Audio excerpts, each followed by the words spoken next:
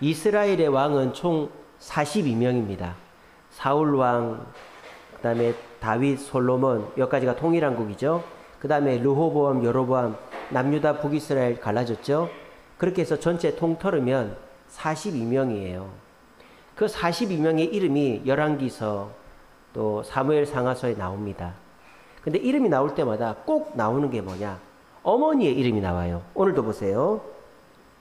오늘 열왕기하서 22장 1절에 보면 요시야가 왕위에 오를 때 나이가 8세다 그러면서 그의 어머니의 이름은 여디다요 라고 되어 있어요. 여디다. 어머니, 요시야의 어머니 이름이 뭐라고요? 여디다. 이름이 좀 이상하죠? 여디다고요.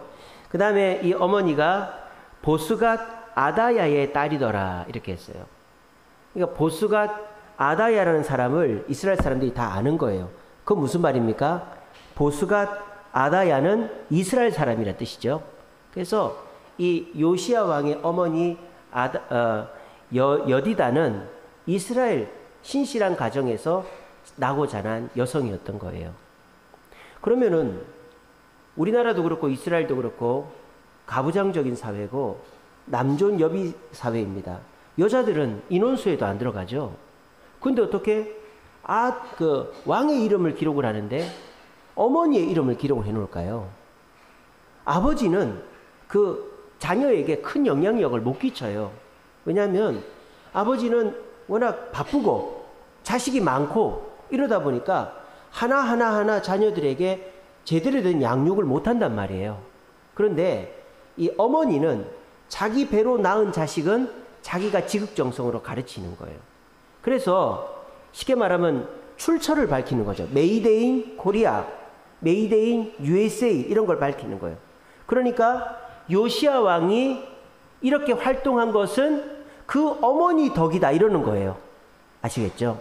그래서 이 왕들의 이름 다음에다가 어머니를 밝히는 것은 이 왕이 이렇게 활동하게 된 것은 어머니가 잘 가르쳤기 때문이다. 또는 어머니가 잘 못 가르쳤기 때문이다라고 출처를 밝히고 있는 것입니다.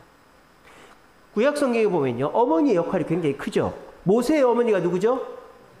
요게벳이죠. 모세가 이집트 왕자로 자랐지만 모세에게 이스라엘 백성의 정체성을 가르친 것은 요게벳이죠. 자, 야곱의 어머니는 누구죠? 리브가입니다. 이 야곱의 어머니 리브가가 야곱을 신앙의 길로 이끌었고 하나님을 의지하게끔 했죠. 그 형은 아버지랑 친해가지고 사냥을 하러 다니고 이방 여인이랑 결혼했잖아요. 근데 이 야곱은 어머니랑 친해가지고 어머니가 옆에서 끼고 돌면서 말씀을 가르치고 하나님 뜻대로 살게끔 유도를 했던 것이죠. 물론 처음에는 속이는 자고 거짓말도 많이 했지만 결국은 이 야곱이 12명의 아들을 두고 이스라엘을 크게 만든 거죠. 그리고 우리 이 신학, 천주교, 기독교, 개신교 신학의 토대를 만든 사람이 어거스틴이라는 분이에요. 어거스틴. 이분의 어머니가 모니카라는 분이에요. 모니카. 근데 이 어머니는요. 이 모니카 어머니는 아들을 위해서 맨날 눈물을 흘려 기도했어요. 왠 줄 압니까? 이 어거스틴이 젊었을 때는요. 술 먹고 나쁜 짓 하고 그냥 자기 멋으로 살았던 사람이에요. 그래서 어거스틴이 말을 잘했단 말입니다. 그래 말을 해가지고 사람들한테 인기를 얻어서 돈을 벌고 결혼도 안 했는데 돈 걸 해가지고 아이를 낳고 어머니 속을 많이 썩였던 사람이 어거스틴이었어요. 근데 이 어머니 모니카가 매일 눈물로 기도하는 겁니다. 주여 우리 어거스틴 정신 차리게 해주시고 주님의 큰 일꾼 되게 해달라고. 근데 이 어거스틴이 언제 정신 차린 줄 아세요? 어머니 돌아가실 때.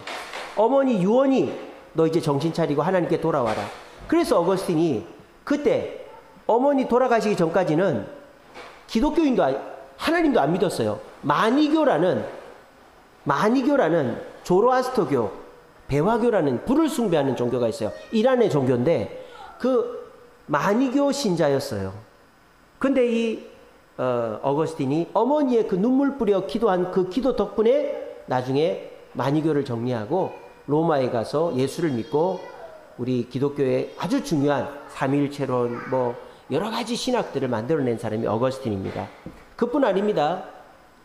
로마가 복음화되게 된 원인도 어머니 때문이에요. 전에도 말씀드린 적이 있습니다만 로마의 귀족들이 결혼을 할 때에는 순결한 여자랑 결혼하고 싶었어요. 근데 그 당시에 로마에는요, 순결한 사람이 아무도 없어. 남자도 다 여자친구가 있고 여자들도 결혼을 해도 귀부인들도 다 남자친구들이 있는 거예요. 그래서 그때 당시에는 결혼하기 전에 이미 순결한 사람이 없는 거예요. 근데 로마의 귀족들은 결혼할 때 정말 순결한 여자랑 결혼하고 싶다, 그런 마음이 있었어요. 근데 로마의 여자들을 살펴보는 중에 로마에서 순결한 여자들이 딱 한 그룹이 있었어요. 그게 누구였느냐? 예수 믿는 여자들이었어요. 예수 믿는 여자들은 순결했던 거예요. 그래가지고 이 예수 믿던 여자들은 그 순결함을 지키기 위해서 발버둥 친다는 게 로마의 소문이 나버렸어. 그러니까 이 로마의 귀족들이 뭐 어차피 본처는 그냥 내 적자의 어머니일 뿐이고 뭐 다른 이쁜 여자들 만나면서 놀면 되니까 그냥 본처는 순결한 내 장자를 낳아줄 여자면 된다 해가지고 납치하다시피 해가지고 기독교 여자들을 데려다가 결혼을 한 거예요. 근데 또 우리 기독교 여자들은 결혼을 했으니까 일부 종사라고 남편만 위하고 그리고 자식을 지극정성으로 키워야 된다는 성경 말씀이 있으니까 말씀대로 자식을 키우는 거예요. 그래서 로마의 귀족들 자녀들이 예수를 믿게 되는 겁니다. 누구 때문에? 어머니들 때문에. 어머니가 기도하고 자식을 말씀으로 가르치니까 귀족들이 예수를 믿게 돼가지고 그 귀족들 중에 우두머리인 사람이 아우구스투스가 로마의 황제가 돼가지고 로마를 기독교 국가로 만든 것입니다. 그러니까 뭐 옛날서부터 지금까지 어머니의 역할이 엄청 중요하다. 성경에도 그렇고 역사에도 그렇고 그렇다라는 것입니다. 오늘 이 요시야 왕의 어머니는 여디다라고 그랬죠. 여디다의 뜻은 하나님의 사랑을 입은 자란 뜻이에요. 하나님의 사랑을 입은 자. 근데 이 여디다가 요시야를 키울 때는요, 나라가 망해가고 있었어요. 자, 요시야의 증조 할아버지가 히스기야 왕입니다. 히스기야 왕 아시죠? 위대한 왕이죠. 아수르 군대를 기도해서 물리친 왕이 히스기야 왕이죠. 근데 이 히스기야 왕이 죽고 난 이후에 그 이후의 왕들은 개판입니다. 히스기야 왕의 아들은 므낫세예요. 근데 이 므낫세 왕은 우상 숭배를 했어요. 그래가지고 바벨론으로 포로로 끌려갔다 돌아옵니다. 그리고 므낫세 왕의 아들은 아몬이라는 왕입니다. 이 아몬도 우상 숭배자였어요. 그래가지고 어떻게 됐느냐? 나라는 제대로 안 다스리고 우상 숭배를 하니까 신하들이 왕을 암살시켜버렸어요. 왕을 죽여버렸어요.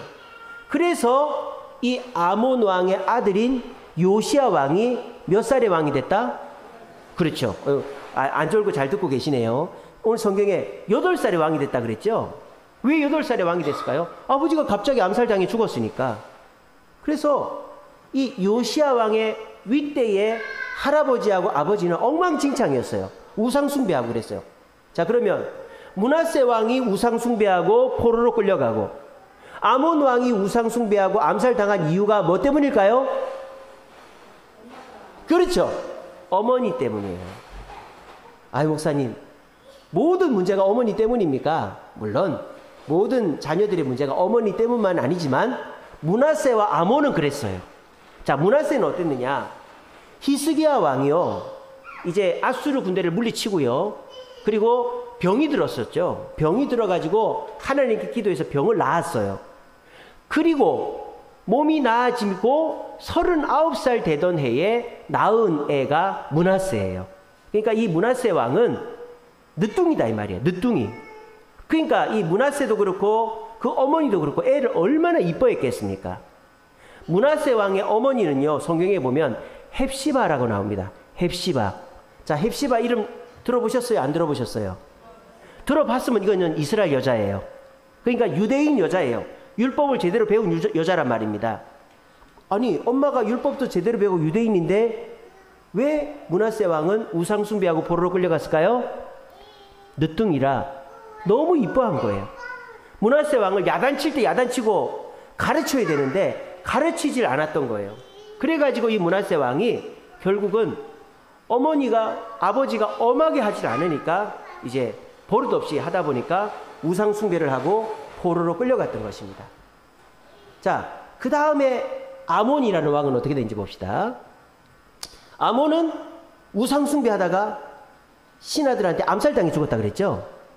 아몬의 어머니 이름은 뭐냐면 무술레멧이에요. 무술레멧. 자, 들어보신 적 있어요, 없어요? 자, 저를 보세요. 들어보신 적 있어요, 없어요? 없죠? 여러분들이 잘 못 들어봤으면 이거 이방 여인입니다. 무술레멧. 그러니까 이 아몬은 이방인들의 관습 속에서 이방인들의 관습에 젖어 있는 엄마로부터 자랐던 거예요. 그러니까 이 엄마가 아이를 율법으로 말씀으로 키우지 않아서 아몬은 신하들에게 암살당해 죽은 겁니다. 어떻습니까? 므낫세와 아몬 다 어머니가 아이를 잘못 가르친 거예요. 그런데요, 이렇게 정말 개차반인 집안입니다. 다윗의 집안인데도 이렇게 암울할 수가 없어요. 가장 암울한 시기였어요. 그래도 다윗, 솔로몬, 르호보암, 아사 이렇게 갈 때 그래도 괜찮았어요. 왕들이 괜찮았는데 이 히스기야가 죽고 난 이후에 므낫세와 아몬 때는 남유다 왕들 중에서 가장 왕들이 함량 미달일 때가 이 왕들이었단 말이에요. 그런데 그때의 집안을 일으킨 사람이 바로 요시야의 어머니 여디다였다는 여디다였다라는 거예요. 여디다. 그래서 이 여디다는요, 여디다가 누구의 부인이에요? 계산을 해보세요. 아몬의 부인이잖아요. 정신 똑바로 차리세요. 아몬의 부인이에요. 남편은 개판이에요. 이 여디다의 시아버지가 누구예요? 므낫세 왕이죠. 시아버지도 개판입니다. 아몬도 개판입니다. 시아버지는 포로로 끌려갔다 오고 아몬은 암살당해 죽고 집안이 개판인데 이 집안을 일으켜 세운 여자가 바로 여디다였다는 거예요. 어머니, 요시야의 어머니 여디다였다는 거예요. 그리고 자기 남편 아몬이 암살당해 죽고 난 이후에 여디다가 8살 된 자기 아들 요시야를 왕으로 세웁니다. 왕은 다윗의 핏줄이 해야 되니까. 근데 8살짜리가 뭔 일을 하겠어요? 그러니까 여디다가 섭정을 합니다. 대리청정을 한다 이 말이에요. 아들 뒤에서 나라를 다스립니다. 그러면서 이 여디다가 어떻게 했겠어요? 아들한테, 아들아, 이 나라는 하나님의 나라다.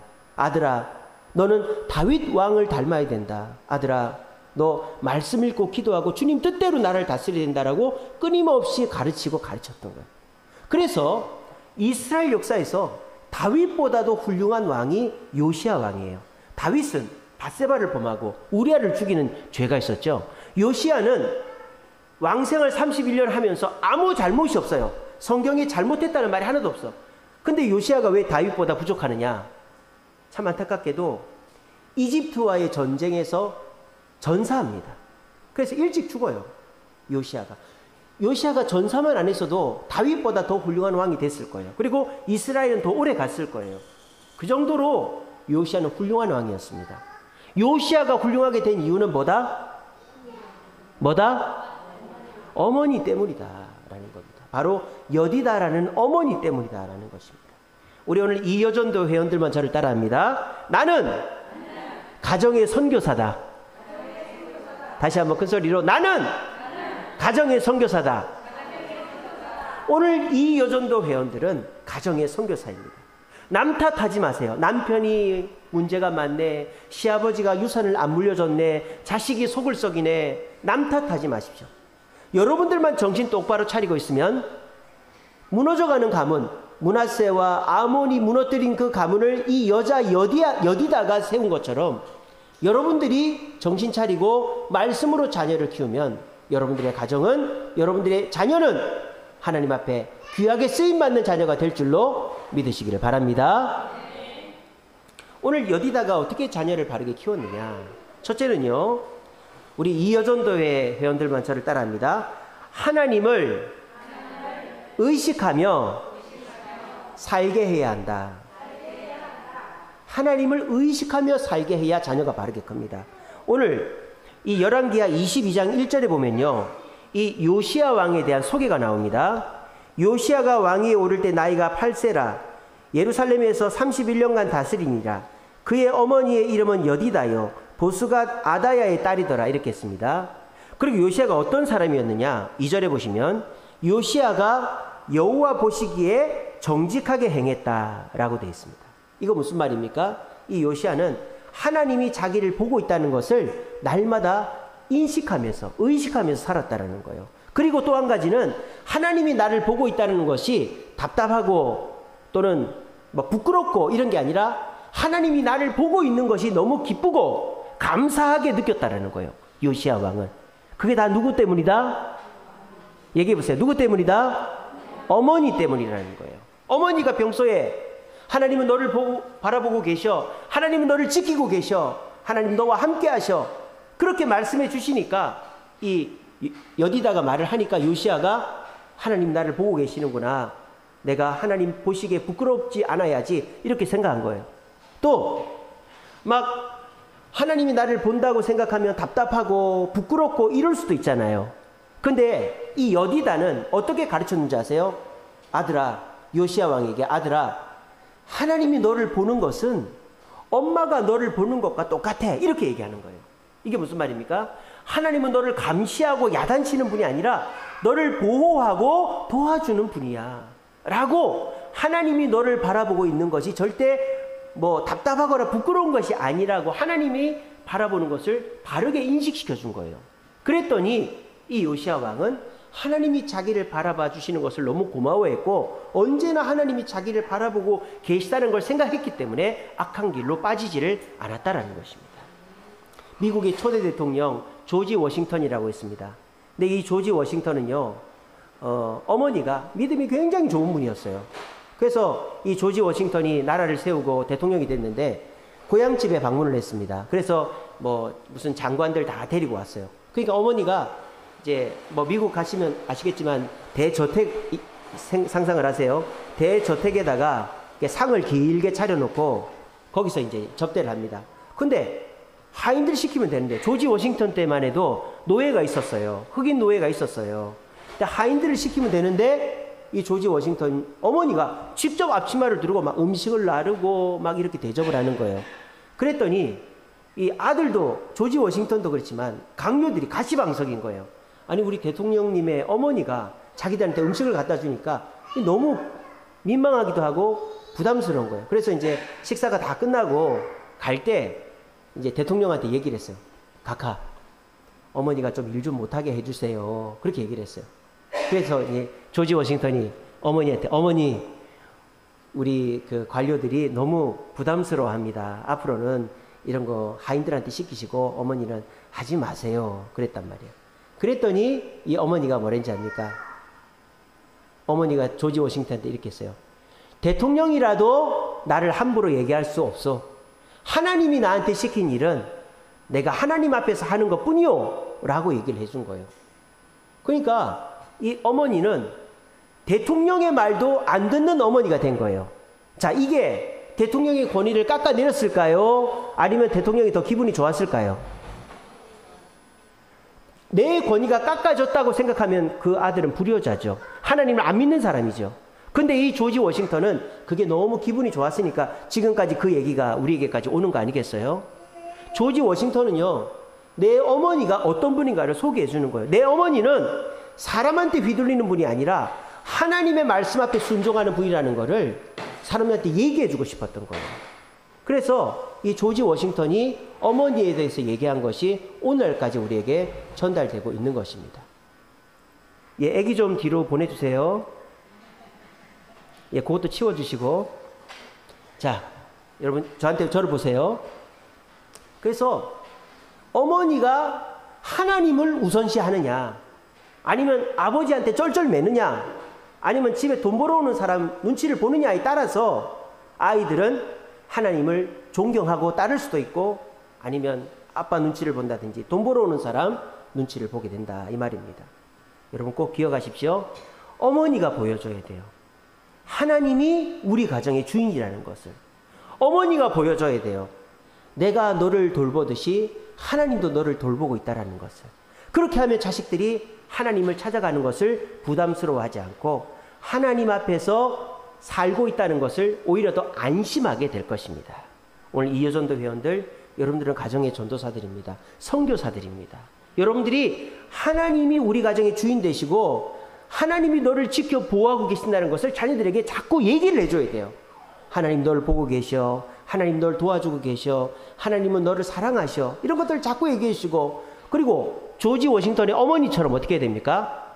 나는 남편이 얘기해도, 시아버지가 얘기해도 나는 하나님 말씀대로 해야 됩니다 라고 보여주는 거예요. 그러면 아이들이 우리 가정의 주인은 하나님이시구나 하는 것을 깨닫고 아이들도 하나님 중심으로 살게 되어 있는 겁니다. 오늘 이 여전도 회원들 기억하십시오. 우리는, 여러분들은 가정의 선교사들입니다. 어떤 걸 선교해야 되느냐? 하나님이 내 가정의 주인 되신다라는 것을 보여주는 선교사다. 그리고 자녀들이 하나님이 내 가정의 주인 되신다라는 것을, 나를 보고 계신다는 것을 부끄러워하거나 부담스러워하지 않게끔 보여줘야 된다라는 걸 기억하시고, 하나님이 내 가정의 주인 되심을 보여주심으로 우리 모두 자녀를, 가정을 변화시킬 수 있는 저와 여러분들 되시기를 간절히 바랍니다. 두 번째로, 가정의 자녀를 바르게 키우려면 어떻게 되냐? 이여전도 회원들 저를 따라합니다. 교회 중심으로 살게 해야 합니다. 다시 한번, 교회 중심으로 살게 해야 합니다.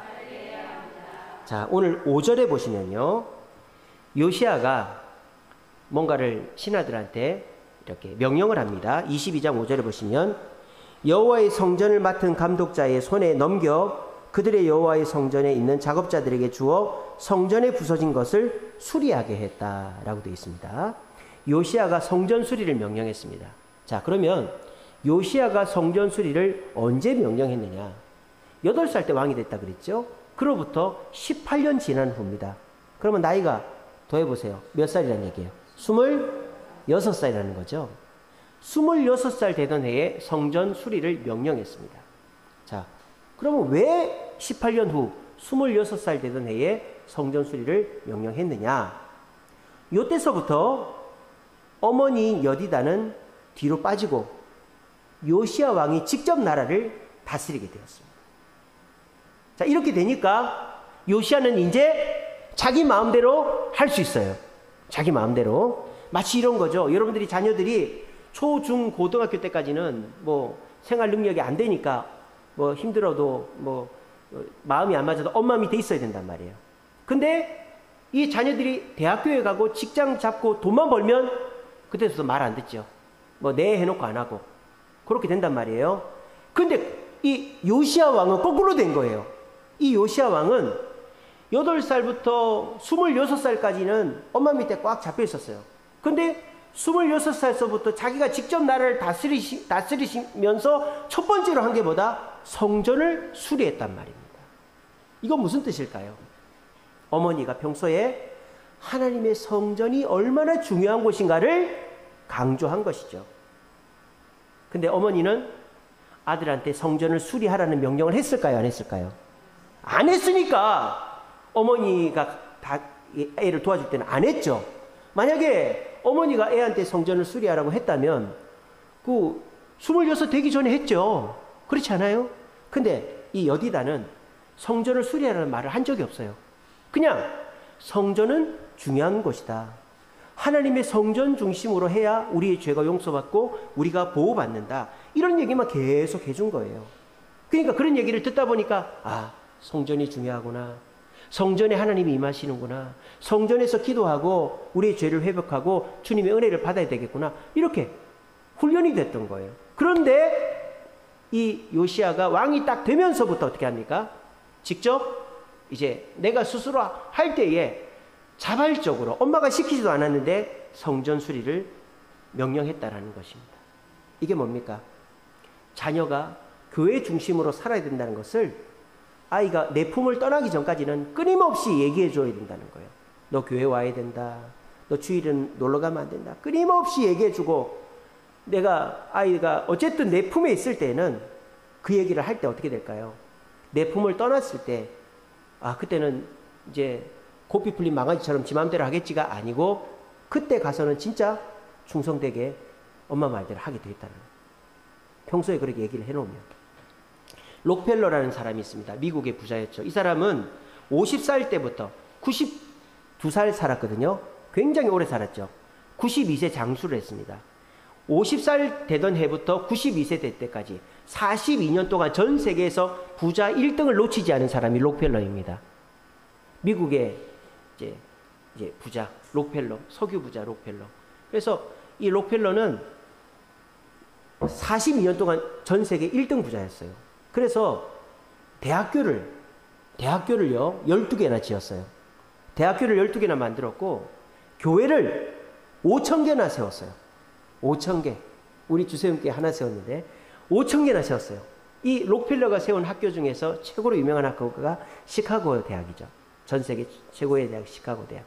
그래서 이 록펠러가 엄청난 부자였고 엄청난 좋은 일들을 많이 했습니다. 물론 사업하면서 여러 가지 안 좋은 일도 많이 했지만 어쨌든 좋은 점, 나쁜 점보다 좋은 점이 많은 사람입니다. 그럼 이 록펠러가 이렇게 훌륭한 사업가, 또 돈 많이 벌고 좋은 일 많이 하게 된 이유가 뭐냐? 어머니가 록펠러한테 10가지 유언을 남겼어요. 어머니의 유언을 가슴에 새겼어요. 근데 어머니 돌아가시고 난 다음에 록펠러가 이렇게 한 거거든요. 어머니가 어떤 말을 했냐? 첫째, 너는 목사님을 아버지라고 생각해라. 내가 죽어도, 네 아버지가 죽고 네 어머니가 내가 죽어도 너의 아버지는 목사님이다라고 생각하고 목사님께 잘해라. 이렇게 가르쳤대요. 또 한 가지는 뭐냐면요. 너 새벽마다 기도해라. 새벽마다 기도해라. 기도로 하루를 시작해라. 이거 귀에 못이 박히도록 얘기했대요. 세 번째는 뭐냐면요. 너 주일날은 어디든지 갈 생각하지 말고 주일날에는 반드시 교회 맨 앞자리에 앉아라. 이 얘기했다는 거예요. 10개가 있는데 그중에 제가 3개만 추렸습니다. 주일날에는 무조건 교회 앞자리에서 예배드려라. 그렇게 얘기했다. 그래서 록펠러가 뭐 사업하고 어머니 살아계실 때는 제대로 지키기는 했겠어요. 근데 끊임없이 교회 중심으로 목사님 아버지처럼 모시고 새벽 기도하고 살으라고 하니까 그게 못이 박혀가지고 어머니가 돌아가시고 나니까 더 그게 가슴에 남아서 어머니 유언을 붙잡았더니 42년 동안 세계 최고의 부자가 될 수가 있었다는 것입니다. 지금 당장에 여러분들의 자녀가 엄마 그만 좀 얘기해. 엄마 듣기 싫어. 아유 나 그러려면 교회도 안 갈 거야. 그런 얘기한다고 아이고 우리 애 교회도 안 나오면 어떡하나. 아이고 우리 애 집 나가면 어떡하나. 아이고 우리 애 이러다가 잘못되면 어떡하나. 여러분 절대 잘못 안 됩니다. 아시겠어요? 아무 걱정을 하지 마세요. 계속 잔소리를 하세요. 너 교회 나와야 된다. 그런다고 애가 뭐 싫다고 하루 정도 나갈 수도 있고 뭐 말도 안 할 수도 있겠죠. 그래도 계속 귀에 못이 박히도록 교회 나와야 된다. 예배 드려야 된다. 너 교회 중심으로 살아야 된다고 못이 박히도록 얘기해야 됩니다. 그러면요. 내가 죽고 난 다음에 어머니의 영향력이 떨어지고 난 다음에 오히려 더 잘하게 됩니다. 제가 전에도 말씀드린 적이 있잖아요. 인천에 가면 산 넘어 남촌이라는 강원도 토속 음식점이 있어요. 이 사장님이 젊어서 술 먹고 놀러 다니고 개차반 살았어요. 근데 그 어머니가 자식을 위해서 새벽마다 기도했어요. 근데 자식이 어머니 돌아가실 때까지 정신을 못 차리고 놀다가 어머니가 돌아가셨어요. 어머니가 딱 돌아가셨는데 장례를 치르는데 양복을 입고 멋진 사람들이 한 명씩 두 명씩 조문을 오는 거예요. 그래서 이 사람이 당신은 누굽니까? 물어본 거예요. 예, 저는 이분의 아들입니다. 그러는 거예요. 아니 우리 어머니가 어디 딴 살림을 차렸나? 나 말고 아들이 또 있었네. 근데 그 아들이 한둘이 아니야. 10수명이 되는 거예요. 뭐 하시는 분입니까? 예, 저는 검사입니다. 예, 저는 사업을 합니다. 저는 교사입니다. 뭐 다 잘된 사람들이에요. 그래서 나중에 듣고 보니까 어머니가 싹바라지를 했는데 그렇게 해서 가난하고 그 공부만 열심히 하는 애들한테 장학금을 줬던 거예요. 꾸준히 얼마 안 되는 액수지만. 그랬더니 그 친구들이 잘 돼가지고 그 어머니를 기억하고 장례식에 다 온 거예요. 그때 이 아들이 충격을 받은 거예요. 나는 이렇게 훌륭한 어머니를 두고도 이렇게 개차반으로 살았구나. 그러면서 이 아들이 그때 정신을 딱 차렸는데 어머니가 나한테 해준 게 뭐가 있어? 이런 억울한 감정이 막 몰려온 거예요. 그런데 그 누나가 있었어요. 누나가 그 동생한테 통장을 하나 딱 내밀더래. 엄마가 이거 너 정신 차리면 주라 그랬는데 내가 지금 준다. 딱 줘. 거기 돈이 있는 거예요. 몇 천만 원이 들어있는 거예요. 누나 이게 뭐야? 엄마가 너 정신 차리면 이거 가지고 뭐라도 하라고 남겨놓은 거야. 정신 차려 이놈아. 이렇게. 그 통장을 받아드는 순간 손이 벌벌벌벌 떨리는 거예요. 내가 뭔 짓을 했나? 어머니 살아있는 전에 뭔 짓을 했나? 그러면서 정신을 차리고 저기 인천에 가면은 주안이라고 있거든요. 그 주안에서 강원도 토속 강원도뿐이거든요. 강원도 뭐 옹심이라든지 뭐 백숙도 이렇게 메밀을 넣은 백숙 있어요. 그런 거라든지 이런 걸 해서 뭐 슴슴하고 맛있습니다. 그런 걸 해서 주안에서 강원도 토속 음식을 크게 잘했어요. 성공을 해가지고 인천에 가면은 논현동이라고 신도시가 있습니다. 그 논현동에 가게를 크게 차려가지고 예약 안 하면 못 갈 아주 사업적으로 성공한 분이 됐어요. 그래서 그분이 제가 부천에 사역할 때 그 식당을 우리 교회 손님만 오면 그 식당으로 가거든요. 그 얘기를 해주시더라고요. 여러분, 자녀들이 아직 속을 썩입니까? 말을 안 듣습니까? 너 교회 와야 된다. 너 신앙생활 똑바로 해야 된다. 계속 뭐 그런 소리 하려면은 난 나갈 거라고 이렇게 협박합니까? 그러든지 말든지 얘기하십시오. 그 얘기가 언젠가는 빛을 발하게 되어 있습니다. 록펠러가 92세를 살았어요. 그리고 죽을 때까지 부자였어요. 그 말은 뭡니까? 죽을 때까지 그 사업이 유지가 됐다는 뜻이에요. 이건 뭡니까? 록펠러가 죽을 때까지 사업적으로 실패를 안 했다는 뜻이에요. 그게 다 누구의 기도 덕분일까요? 어머니의 기도 덕분이고 어머니의 말을 따라서 살았기 때문이에요. 여러분도 마찬가지입니다. 자식 귀하다고 우쭈쭈 하면 문하세처럼 됩니다. 포로로 끌려가고 집안 다 거덜내요. 우쭈쭈 하지 마시고 할 얘기를 하십시오. 신앙적인 얘기를 하십시오. 너 교회 나와야 된다. 너 그런 식으로 살면 안 된다. 싸우더라도 애가 삐지고 나가더라도 하십시오. 그리고 관계가 안 좋더라도 하십시오. 그렇게 교회를 데리고 나오십시오. 막 얼굴이 막 울그락불그락해도. 그러면 여러분들이 나중에 고비가 오고 돌아가시고 난 이후에라도 반드시 돌아오게 될 줄로 믿으시고, 내 자녀를 바르게 키우려면 자녀가 주님의 은혜로 돌아올 수 있게끔 끊임없이 교회 중심으로 살라고 격려하셔서 여러분들의 가정과 자녀를 바르게 바꿀 수 있는 저와 여러분 되시기를 간절히 바랍니다. 마지막 세 번째로 자녀를 바르게 키우려면 우리 이어전도 회원들 따라합니다. 말씀을 가까이 하게 해야 합니다. 자, 이 요시야 왕이 성전 수리도 했지만 또 좋은 일을 하나 했어요. 성전을 수리하는 중에 뭐가 발견이 됐느냐? 11절 보십시오. 왕이 율법책의 말을 듣자 곧 그의 옷을 찢으니라. 성전을 수리하다가 율법책이 발견된 거예요. 성경책이 발견이 된 거예요. 그래서 그거를 가지고 오라 그래서 읽으라 그랬어요. 그걸 읽는데 왕이 옷을 찢으면서 회개를 한 거예요. 왜 옷을 찢었을까요? 그 성경책의 말씀을 누가 들려줬던 거예요? 그렇죠. 어머니가 들려주시던 말씀이 기록되어 있는 책을 발견한 거예요. 얼마나 감격을 했겠어요. 그런데 자기는 그 어머니의 말씀을 잊어버리고 그 말씀대로 살지도 못하고 나라를 다스리지 못하고 있으니 부끄러워가지고 옷을 찢었던 거예요. 그래서 그 이후로부터 율법을 중심으로 나라를 다스리게 된 것입니다. 요시야가 율법책을 처음에 발견했을 때 옷을 찢은 게 아니에요. 그 말씀을 듣고 옷을 찢은 거예요. 그건 뭔 뜻입니까? 내가 들어본 얘기라는 거예요. 누구를 통해 들었다는 얘기입니까? 어머니를 통해 들었다는 얘기예요. 어머니가 요시야 8살 때부터, 아니 그 어렸을 때부터 자기 그 어머니도 그 아버지한테, 그 선생님한테 배운 얘기죠. 율법책에 천지 창조 이야기, 출애굽 이야기, 광야 이야기, 가나안 정복 이야기, 여러 이야기들을 쫙 들었지 않겠어요? 성경 이야기를 들었겠죠. 그리고 그 얘기를 자기가 기억하고 있다가 아들한테 얘기를 해주는 거예요. 근데 그 아들 때는 성경이 없어. 므낫세도 아몬도 엉망진창이니까 성경책이, 그러니까 성전 그 구퉁이에서 성경이 발견됐죠. 성경이 없는 시대예요. 다 머리로 기억하고 있던 시대예요. 그래서 신실한 이 여디다라는 어머니가 아들한테, 아들아, 천지는 하나님이 창조하신 거야. 아들아, 이 세상이 타락해서 홍수 심판으로 노아의 가족만 살아남은 거다. 아들아, 우리 조상 아브라함은 고향을 떠나서 우리를 이 가나안 땅으로 인도한 거야. 아들아, 우리는 야곱의 후손이야. 아들아, 우리는 모세의 인도를 따라 여기로 온 거란다. 계속 얘기를 해준 거예요. 그러니까 자기가 신하가 두루마리를 읽어주는데 어디서 들어본 얘기를 하는 거예요. 어머니가 해준 얘기를 하는 거예요. 그러니까 그 말씀이 더 감동이 되고 말씀이 진짜로 받아들이는 겁니다. 어떤 목사님들끼리 얘기를 합니다. 목사님들이 설교 준비를 하면요, 한 성경만 보지 않습니다. 원어 성경도 보고 영어 성경도 보고 한글 성경도 보고.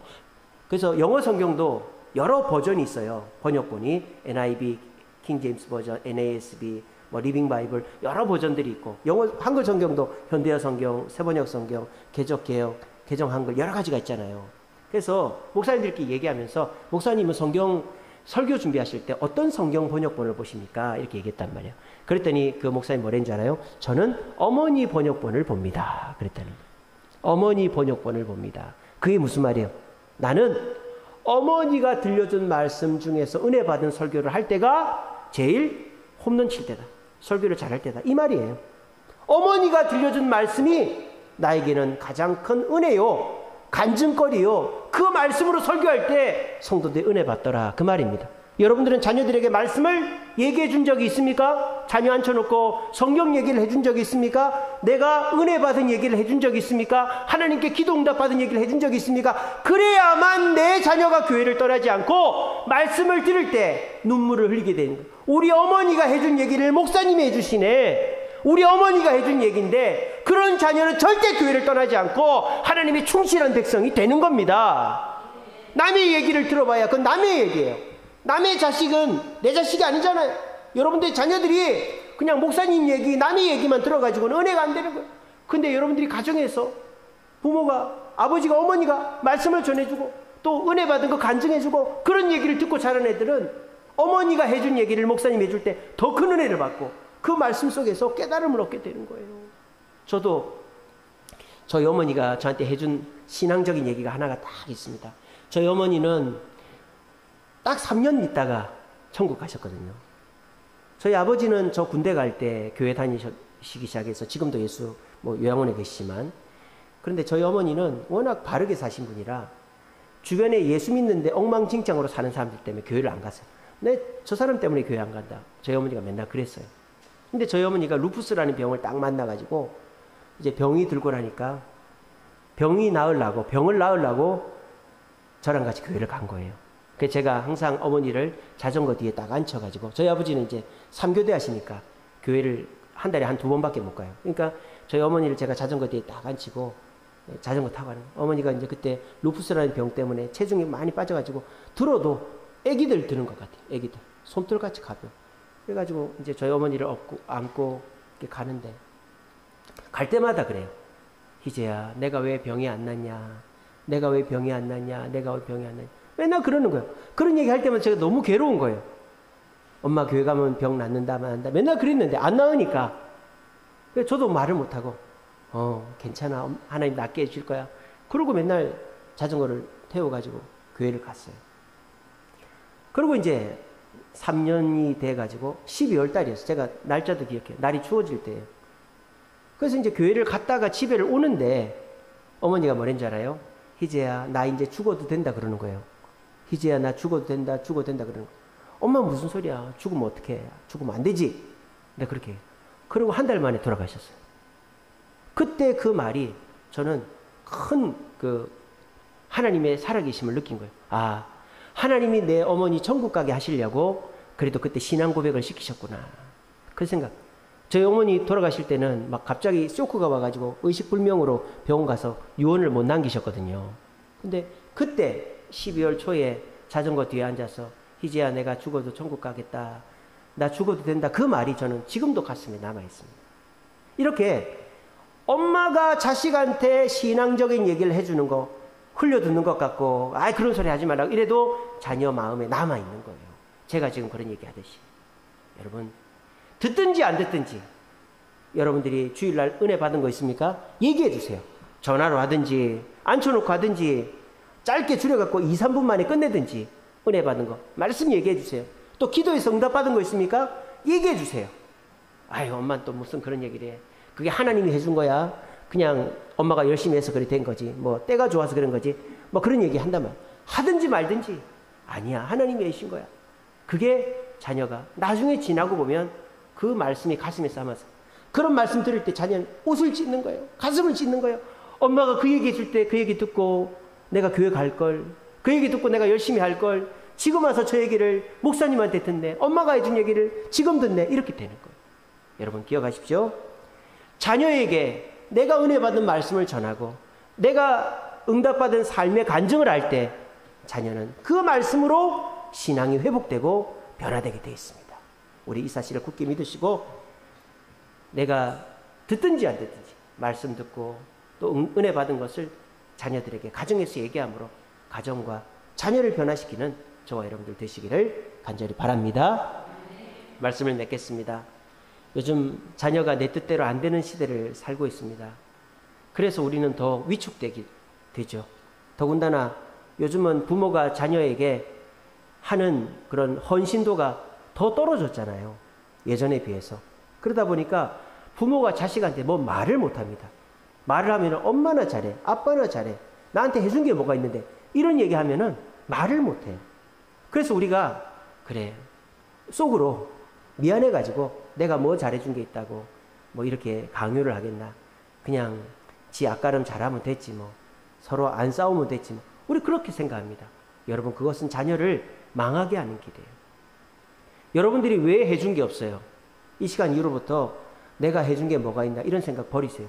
여러분들이 걔를 낳았잖아요. 키워줬잖아요. 여러분들이 뭐 못 해준 게 뭐가 있습니까? 여러분들은 충분히 어머니 역할을 다 하신 겁니다. 근데 여러분들이 내가 애한테 뭐 제대로 용돈도 못 주고 뒷바라지도 못 해주고 뭐 이렇게 사업 미처도 못 해줬다고 그런 거 갖고 후회하지 마시고 여러분들이 자식들한테 신앙적인 교육을 못한 것을 후회하시기 바랍니다. 지금부터. 그래서 너 하나님이 너를 보고 계셔. 이 얘기 못한 걸 후회하시기 바랍니다. 너 교회 중심으로 살아야 돼. 주일이면 교회 와야 돼. 이 얘기 못했다면 후회하시기 바랍니다. 너 하나님의 말씀 내가 이런 거 은혜 받았다. 너도 이런 거 은혜 받아야지. 그런 얘기 안 했다면 후회하시기 바랍니다. 그런 거 외에는 내가 애들한테 돈도 못 주고 뭐 잘해주지도 못하고 이런 거 후회하지 마세요. 여러분들이 충분히 할 만큼 했어요. 지금부터는 이 여디다처럼 한번 해봅시다. 가정의 선교사로 여디다처럼 귀에 인이 박히도록 너 하나님 바라보고 계신다. 하나님 널 도와주신다. 하나님 생각하며 살아라. 이 얘기 꼭 하십시오. 그리고 너 주일이면 무조건 교회 와야 된다. 교회 중심으로 살라고 얘기하십시오.